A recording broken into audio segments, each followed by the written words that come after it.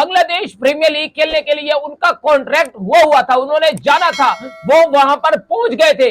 उसके बावजूद उनको बांग्लादेश क्रिकेट मैनेजमेंट ने उनको वापस भेज दिया कि आपके पास पाकिस्तान क्रिकेट बोर्ड की एनओसी नहीं है। पता नहीं कौन एजेंडा बेस्ड खबरें चला रहा है और कौन पाकिस्तान क्रिकेट बोर्ड को चला रहा है। हफीज साहब जो टीम डायरेक्टर आप बने बैठे हो, क्या आप लोग को शर्म नहीं आती? खुद तो 30-30 लाख रुपया महाना ले रहे हो, लेकिन जो पाकिस्तान टीम का, जो पाकिस्तान क्रिकेट का फ्यूचर एसेट है, आप उन लोगों को ही सिक्योर नहीं रख रहे हो, उन लोगों को ही पैसा नहीं दे रहे हो। वही जो एनओसी के, जो आपका सेंट्रल कॉन्ट्रैक्ट करदा प्लेयर है, आप उनके साथ इस तरह का रवैया रख रहे हो। पहले आपके सेलेक्टर आते हैं न्यूजीलैंड वाली सीरीज में, सेलेक्ट करने के बाद आके ड्रामेबाजियां आके वो करते हैं कि जी हारिस का वर्कलोड मैनेजमेंट करने के लिए, वर्कलोड मैनेज करने के लिए उसको रेस्ट दिया गया है, इसके अलावा कोई और वजह नहीं है। पाकिस्तान क्रिकेट बोर्ड ने एक बार फिर मोहम्मद हारिस के साथ किया प्रैंक, एक बार फिर मोहम्मद हारिस के साथ ज्यादती करी है इन्होंने। क्या इस बार किया वो आपको बताएंगे।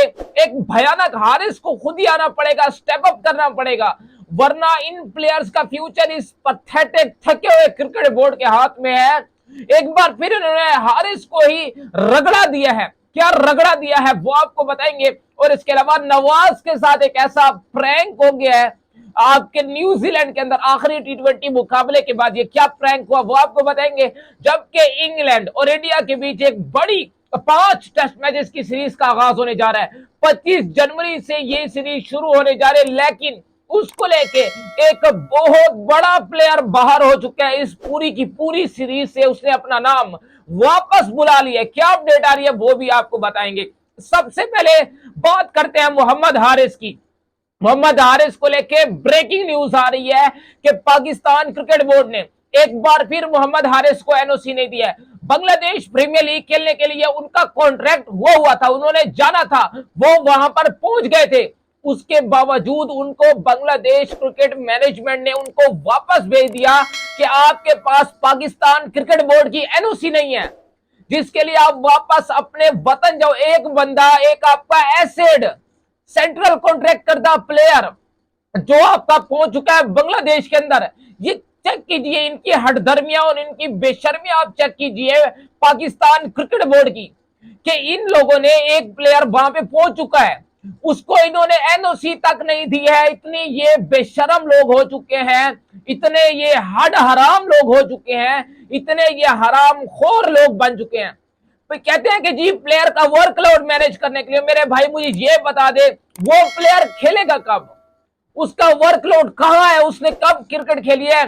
साल हो रहा है उसने कोई T20 क्रिकेट ही नहीं खेली है। तमाशे मचाए हुए तुम लोगों ने।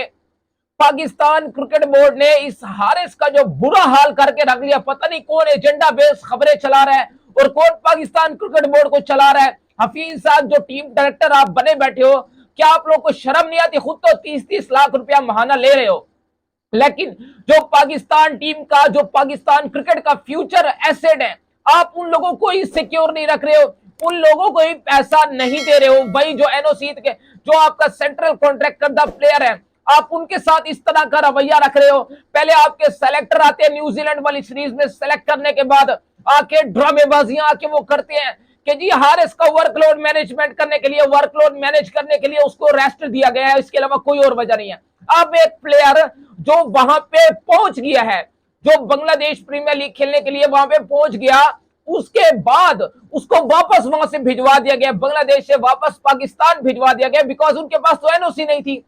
तो ये अब ड्रामेबाजियां चल रही हैं। हारिस को भी बाबर आजम और रिजवान की तरह एक्शन लेना पड़ेगा। जैसे वो अपना एक्शन, वो अपना मुकदमा लड़ते हैं, तो इस तरह का मुकदमा उनको भी लड़ना पड़ेगा, वरना वो पाकिस्तान क्रिकेट बोर्ड की जद में आए पड़े हैं।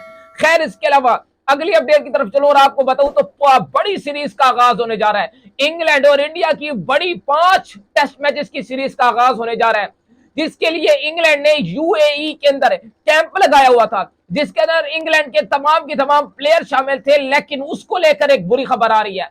इंग्लैंड के स्क्वाड से हैरी ब्रूक एक बड़ा टेस्ट के अंदर नाम, इनफैक्ट तीनों आपके उसके अंदर तीनों फॉर्मेट में खूबसूरत इंग्लैंड क्रिकेट का नाम है, फ्यूचर स्टार है इंग्लैंड का। उसने वर्कलोड कोई पर्सनल रीजन बताई है, पर्सनल रीजन मीडिया को नहीं बताई जा रही, लेकिन वहां पर इंग्लैंड क्रिकेट बोर्ड ने इस बात की तस्दीक कर दी है कि वो पूरी की पूरी 5 टेस्ट मैचेस की सीरीज से हैरी ब्रूक ने अपना नाम वापस ले लिया और इंग्लैंड क्रिकेट बोर्ड ने कहा कि हम इसकी जल्द रिप्लेसमेंट अनाउंस करने जा रहे हैं, जो इंग्लैंड को बहुत बड़ा हैरी ब्रूक की शक्ल में धचका जरूर लगा है। खैर, इसके अलावा अगली अपडेट की तरफ चलो और आपको बताऊं तो मोहम्मद नवाज के साथ एक ऐसा प्रैंक हो गया है न्यूजीलैंड के अंदर।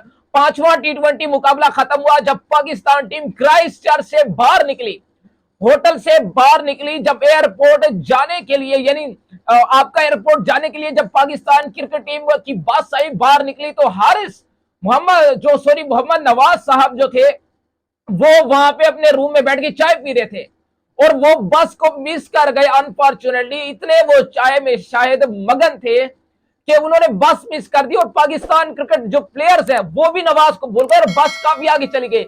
वो अचानक बाहर निकले, उनका सामान बंद हुआ पड़ा था, पैक था। वो उसके बाद बाहर निकलता है वो बंदा और उसके बाद जाके वो लड़का जो है वो कॉल करता है कि भाई तुम मुझे ही छोड़ के चले गए हो। इतने लोग जो, क्योंकि आपकी 17 रुकनी स्क्वाड है, 18 रुकनी स्क्वाड है, उसके साथ 17 एक्स्ट्रा टोला गया बैठा है, तो कहां एक प्लेयर को आप याद रखोगे। तो ये हठधर्मी आप चेक कीजिए, ये तो मैनेजर का काम है कि तमाम प्लेयर्स को एक साथ रखना। वो तो खुद एक बुढ़ा बंदा है, वो तो खुद एक प्रोटोकॉल वाला बंदा है, आपको क्या वो प्रोटोकॉल देगा। तो ये ड्रामेबाजियां आपके क्रिकेट बोर्ड में आपकी टीम में चल रही है। प्लेयर्स के साथ रवैया चेक करें कि नवाज साहब को लेकर ही नहीं गए। नवाज को फिलिप्स की गाड़ी उस वक्त वहां पे मौजूद है, ग्लेन फिलिप्स की, तो उन्होंने कहा आई मैं आपको लिफ्ट देता हूं, तो उन्होंने कहा नहीं मैं कॉल करता हूं। तो वहां पे उन्होंने कॉल की और थोड़ा सा आगे गए तो वहां पे बस दोबारा रुक गई और मोहम्मद नवाज को दोबारा उन्होंने उठा लिया।